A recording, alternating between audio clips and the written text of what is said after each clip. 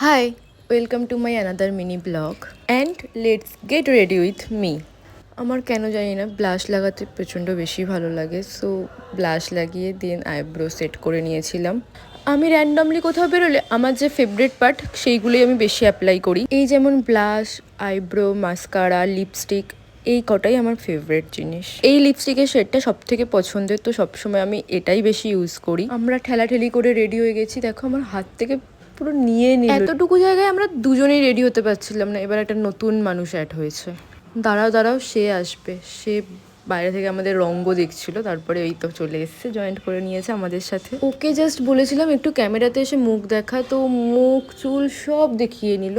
বাধ্য হয়ে ঠেলে ওকে বের করে দেন আমি আমার হেয়ার ক্লিপটা দেখাচ্ছিলাম, যেটা মেলা থেকে আমি আর আমার দিদি কিনেছি সেম সেম। তো আমি ওরটাও দেখাচ্ছি, দেখো ওকে কীভাবে টেনে এনে দেখাবো যে দেখা তুই হেয়ার ক্লিপটা ভিডিওতে। অ্যাট লাস্ট রেডি হয়ে বেরোলাম। সো কোথায় যাচ্ছি সেটা আমি লাস্টে দেখাবো অবভিয়াসলি। অনেকক্ষণ ট্রেনের জন্য ওয়েট করে ফাইনালি ট্রেন পেয়ে চলে এসেছি শ্রীরামপুরে নতুন কিছু ট্রাই করতে। তো এসেছিলাম মিত্র ক্যাফে। শ্রীরামপুরে হয়তো অনেক বেশি আসা হয়, কিন্তু কোনোদিন এই ক্যাফেটায় আসিনি আমরা কেউই। এই ক্যাফের কিছু খাবার আছে যেগুলো ভীষণ টেস্টি। গেলে এই ফিশ কবিরাজিটা ট্রাই করো। বাকি ডিশগুলো আমাদের ওকে ওকে লেগেছিল, কিন্তু ফিশ কবিরাজিটা দারুণ ছিল।